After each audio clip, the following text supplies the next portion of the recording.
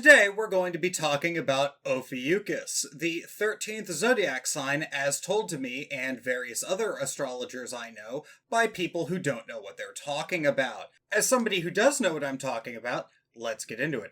I am Dave the Amateur Magus. On this channel I talk all about the mechanics behind ceremonial magic, occultism, esotericism, and the mechanics behind everything you can find within a dusty old grimoire. If you enjoy what I do here and you want to support the channel, link in the description of the Patreon, and if you are already supporting me on Patreon, you have my thanks for your continued and ongoing support. Every so often, you will hear the statement that there are actually 13 signs of the zodiac, and that people are just not paying attention to Ophiuchus, and that we should be paying attention to the 13 signs of the zodiac, not 12. Ophiuchus is said to be a constellation that is bigger than Scorpio, the zodiac sign that it is actually part of, and so we should just add Ophiuchus, which is a bigger constellation, into the zodiac because that would make sense, right? Well, no, because let's take a little bit of a look at why we have 12 zodiac signs in the first place. If you are using tropical astrology, we're going to put a pin in the term tropical astrology for a tiny second here. We're going to come back to that later. Tropical astrology, really important. Really important? But we'll get back to that later. So, when we have a look at the 12 signs of the zodiac, we find that there is actually a mathematical reason why they go through and have 12 signs. We find that each of the different signs spans 30 degrees of the sky, 360 degrees equals a circle, 12 times 30 equals 360. This is mathematically significant, as you are probably aware. We also have 3 modes, and we have 4 elements. 4 times 3 is 12, last time I checked, and so when we look at this, the people who don't know what the hell they're talking about will say, oh, we should just add Ophiuchus, and they cannot actually offer where it would fit into this pattern because it is a ill-conceived notion. So when you are going through and you want to add Ophiuchus, it is because you don't really know anything about the deeper meanings. It is entirely a good idea on paper. It also doesn't help that it doesn't have any attributed ruling planet. So if we were to go through that way, we know that the luminaries are considered one planet. So the luminaries get 2 planets, Mercury gets 2 planets, Venus gets 2 planets, Mars gets 2 planets, Jupiter gets 2 planets, and Saturn gets 2 planets. But now, all of a sudden, Ophiuchus is in the mix. So effectively, we have 6 times 2. That's 12 too. So there's more math for you. We go through, and oh, yeah, no, it doesn't have a ruling planet. Okay, so it's just kind of negative space, is what I'm hearing. Now, from a quick cautionary glance, I've seen people say that its ruling planet is Chiron, which is an asteroid, which is like, absolutely mind-boggling to me because of all the important asteroids I've seen. Chiron is probably one of the better ones to use, but still not exactly great. But at least we can have a tarot attribute, and the tarot deck is already made, and we would need to use a oracle deck or add a completely new card, so that would ruin the symbolism of tarot, so that's not great either. Okay, we would need to add, I think we would need to add 3 of a completely new suit because of the Decans system in tarot. So if we wanted to include Ophiuchus in ceremonial magic, we would need to add 3 new cards of an entire new suit that we don't even understand. So we don't even know what element it is. Oh, it also doesn't have a mode. Oh, it doesn't have an element either. So it's just kind of 3 nebulous, non-minor arcana. God, could you imagine having to add... Because if we add a new suit, we gotta add the court cards, right? So if we add Ophiuchus to a tarot deck, that leads us to adding 7 new tarot cards. No, 8. I forgot a major arcana. So we have 23 major arcana now. We have 7 cards of a random suit, 3 of them being minors, 4 of them being court cards, and no one likes the court cards. So that we're already off to a great start. Now, let's talk a little bit about why Ophiuchus wasn't included in the zodiac. Because, and this is a little bit of a history lesson, when we go back and we find that most, if not all, astrology in the modern day is based off of one of two systems.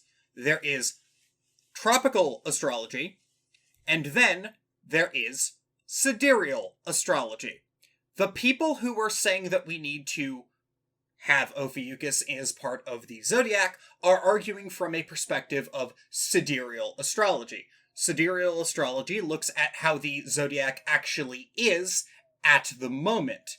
Now, due to Earth's wobbling, the zodiac is going to grow and shrink, and the planets are going to be in different positions as time goes on.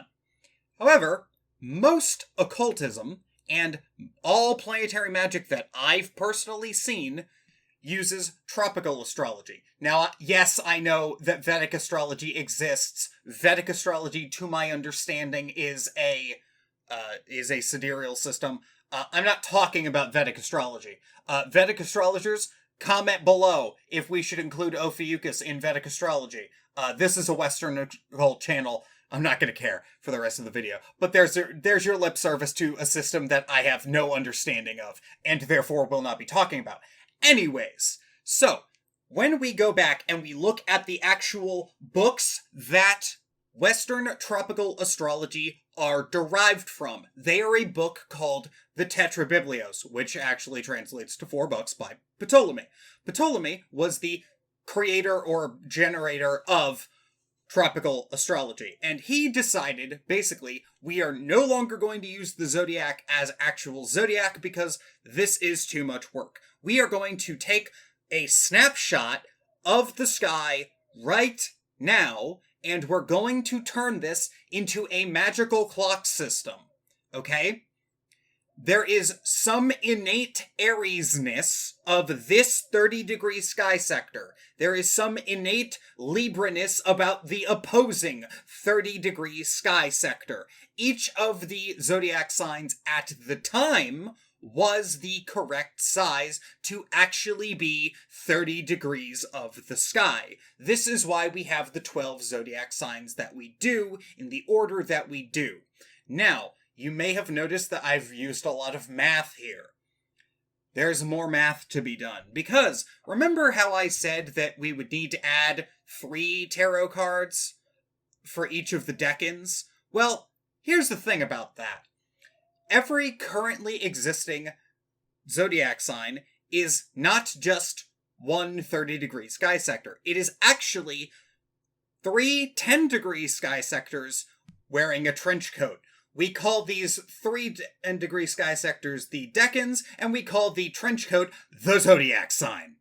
Now, if you go through the Tetrabiblios and you turn to the chapter of constellations north of the zodiac, you will find, depending on your translation, a constellation referred to as Serpentarius, which is an alternate name for Ophiuchus. They are the same constellation.